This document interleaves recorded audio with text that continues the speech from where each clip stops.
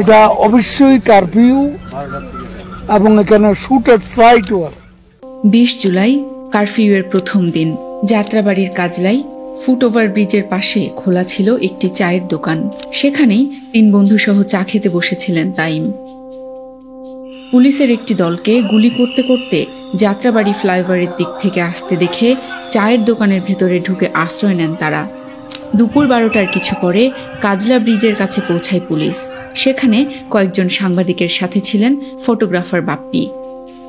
ঘটনাস্থলে এসে দোকানের শাটারের নিচের অংশে কিছুটা ফাঁকা দেখে পুলিশ সদস্যদের কয়েকজন সেটি টেনে তোলেন। ভেতরে তাইম ও তার বন্ধুদের দেখে টেনে বাইরে নিয়ে আসেন। এ সময় বেশ কয়েকটি ছবি তোলেন বাপ্পি। এর পরের ঘটনা সকলেরই জানা। 23 জুলাই শেষ হয় দেশব্যাপী 5 দিনের ইন্টারনেট ব্ল্যাকআউট। সীমিত ইন্টারনেট অ্যাক্সেস ফিরে আসলে আগের সপ্তাহের পুলিশের নৃশংসতার নানান ফুটেজ ছড়িয়ে পড়ে সোশ্যাল মিডিয়ায়। তারই একটি ছিল তাইমের ফুটেজ। রাস্তার পাশে আহত অবস্থায় পড়ে থাকা এক তরুণের বুকে উপর্যুপরি গুলি চালাচ্ছেন অস্ত্রধারী এক ব্যক্তি।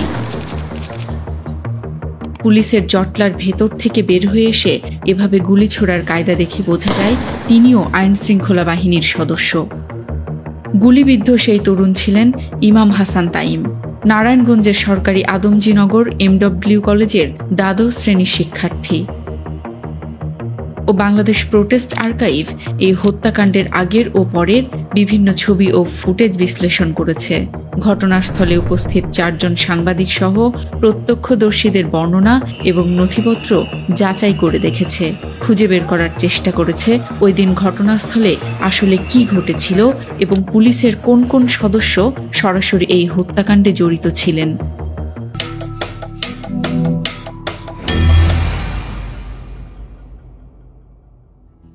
ঘটনাস্থলটি যাত্রাবাড়ির কাজলা ফুটওভার ব্রিজের পাশে বলে চিহ্নিত করেন OSINT ইনভেস্টিগেটররা। চিহ্নিত করা হয় ভাইরাল ভিডিওতে দৃশ্যমান গুলি চালানো ব্যক্তিটিকেও।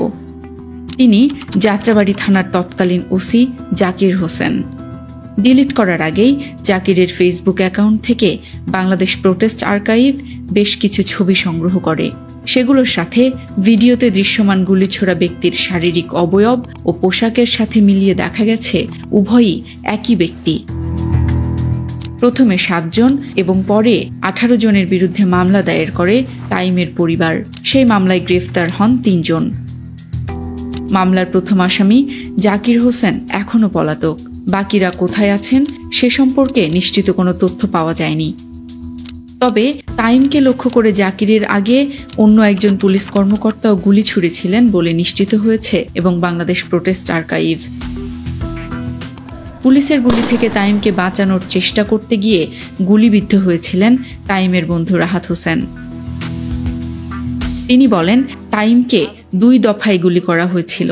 রিটন টি স্টোর যেটা তাইম আর শারিয়ার বসা ছিল, মেয়র হানিফ ফ্লাইওভারের উপর থেকে পুলিশ হঠাৎ এপিসি গাড়ি থেকে গুলি, মানে চতুর্দিকে পাখির মতো গুলি করতেছে পুলিশ। ওই সময়টাতে আমি তাইম বা আর যারা ছিল তারা সবাই দৌড়ে দোকানের ভিতরে ঢুকে গেছি।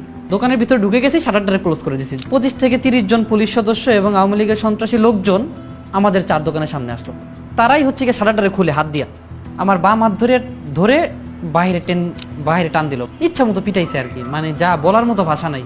তারপরে সেকেন্ড টাইম তাইমরে টেনে বের করছে। ট্রেনে বের করার পরে হচ্ছে গিয়ে তাইমরে ইচ্ছা মতো পিটাইছে 4-5 জন পুলিশ সদস্য। একটা পর্যায়ে দৌড় দিছে, প্রথম শুটটা করা হয় তার বাম পায়ে, সেকেন্ড মুহূর্তে ওকে আর কি সেকেন্ড বুলেটটা করা হয় তার কোমরের লেগে, বুলেটটা সামনে দিয়ে বের হয়ে যায়। যখন পড়ে যায় ওই স্পটে, তখন আমি তাকে দৌড়াই গিয়ে ধরি। যাত্রাবাড়ি থানার যে সাবেক তদন্ত ওসি ছিল হচ্ছে গিয়ে জাকির হোসেন, জাকির তখন আবার গলির ভিতর থেকে একটা রাউন্ড করে ঘুরে এসে বারবার ফায়ার করলো। 3 নম্বর ফায়ারটা আমার পায়ে লাগে। ফায়ারটা যখন লাগে তখন আমি তাইমের সাথে সাথে আমি ছেড়ে দিছি। একাধিক সাংবাদিক এবং প্রত্যক্ষদর্শীও এই ঘটনার বর্ণনা দেন। যে লিটনের চায়ের দোকান যেখানে ইমাম হাসান তাইমকে হত্যা করা হয়েছে, সেখানে গিয়ে পুলিশ অবস্থান নেয়। তারা দোকানের ঝাপ খুলে, শাটার খুলে, দোকানে লোকজন আছে মনে করে বা পিকেটার আছে মনে করে তারা এটা ভেঙে ফেলে। সেখান থেকে তারা ওদেরকে মারতে বের করে। প্রথমে বের করা হচ্ছে ইমাম হাসান তাইমকে এবং তার বন্ধুকে। কিছুক্ষণ পরে ইমাম হাসান তাইমকে গুলি করা শুরু করে। এটা অস্ত্র ছিল সম্ভবত যে চাইনিজ রাইফেল বাকি এই টাইপের, যে এতটুকু সাইজটা। এরপরে বাকি যে গুলিগুলো করে সেটা হচ্ছে যাত্রাবাড়ি থানার ওসি তদন্ত জাকির হোসেন। প্রথম একটা গুলি বা সেকেন্ড গুলিতে সে পড়ে যায়, পিছনে তার সহযোগী তাকে সেভ করে চেষ্টা করে, তাকে উঠানোর চেষ্টা করে, কিন্তু সে উঠতে পারে না। বাপ্পি এবং রাহাতের বক্তব্যের প্রমাণ মিলেছে ছবিগুলোতেও। চায়ের দোকানের শাটার তুলে তাইম এবং তার বন্ধুদের বের করে আনে পুলিশ।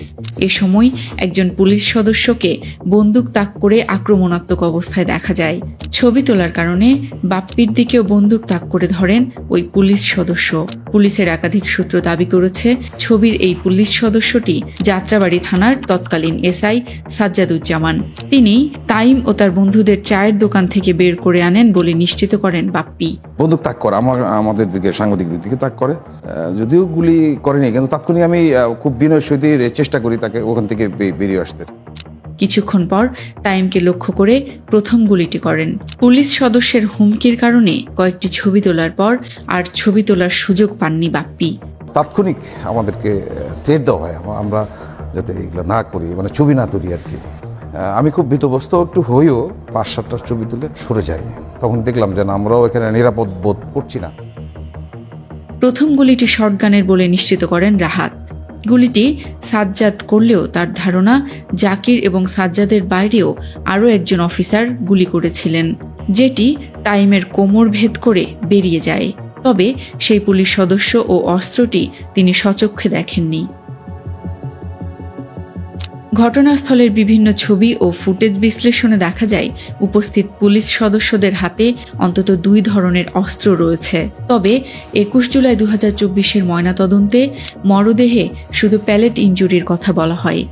আপনি আমাকে যে ছবিগুলো পাঠিয়েছেন, এখানে তৃতীয় এবং চতুর্থ ছবিতে যে দেখা যাচ্ছে একজন আন্দোলনকারীকে একজন পুলিশ সদস্য লাঠি দিয়ে আঘাত করছে, আর তার ঠিক উল্টা দিকেই সিভিল ড্রেসে আরেকজন পুলিশ সদস্য তার হাতে মানে ওই শটগান নিয়ে ওই আন্দোলনকারীর দিকে তাক করে দাঁড়িয়ে আছে।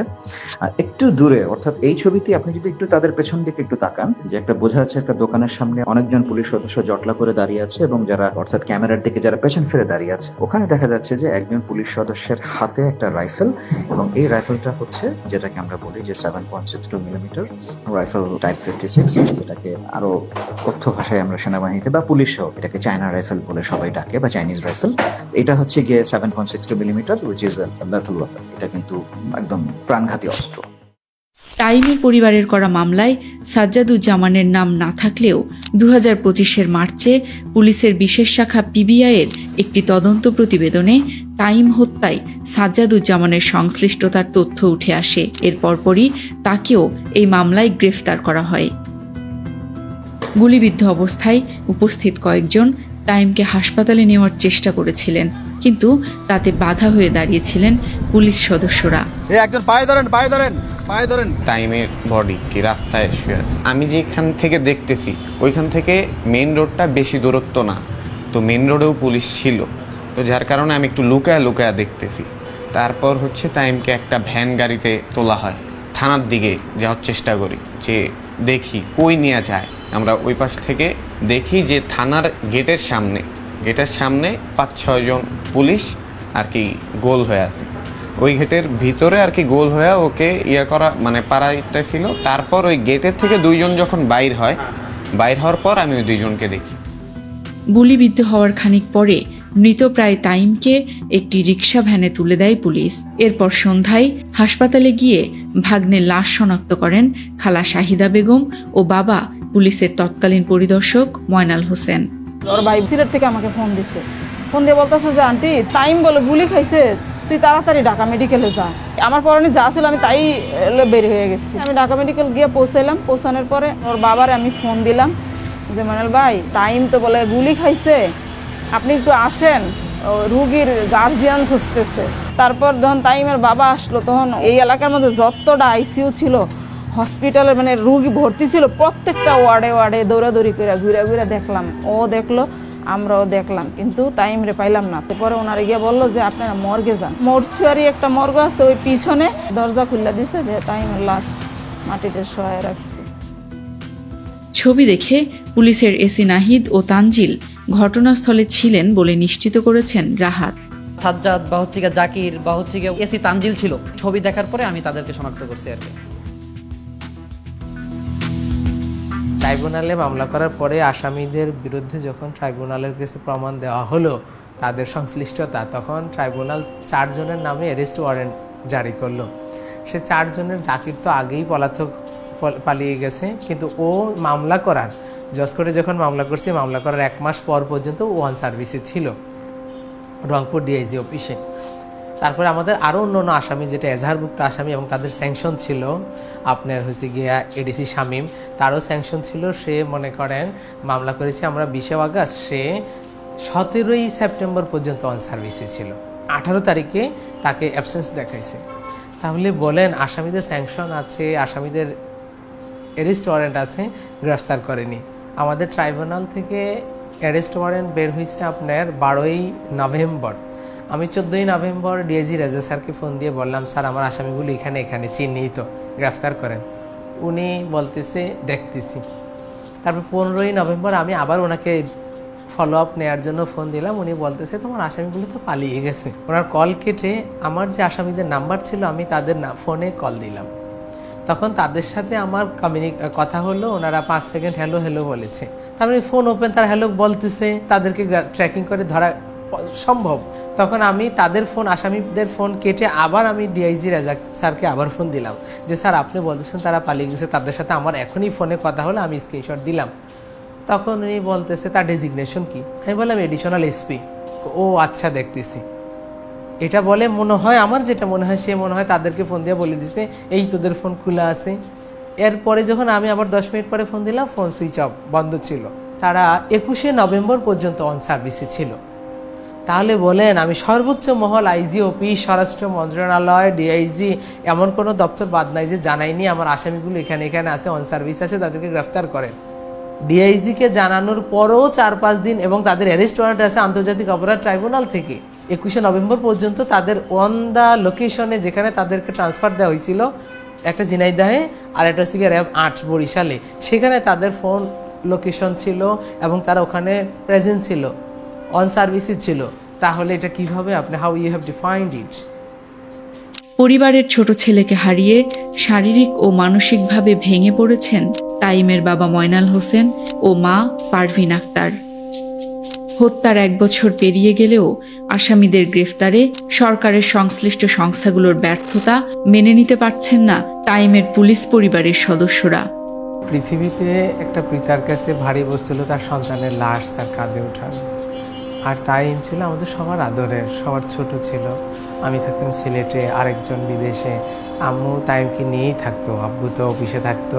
তাইম আম্মুর ধরতে গেলে একদম হেল্পিং হ্যান্ড হিসাবে একদম ছোট ছেলে থাকতো। স্টিল নাও, এখন পর্যন্ত সে ট্রমাটাইজ। যখন মন চায় সে চলে যায় তার কবরের কাছে। আজকেও চলে গেছে তার কবরের কাছে, কালকে রাতে মনে হয় ওকে দেখেছে।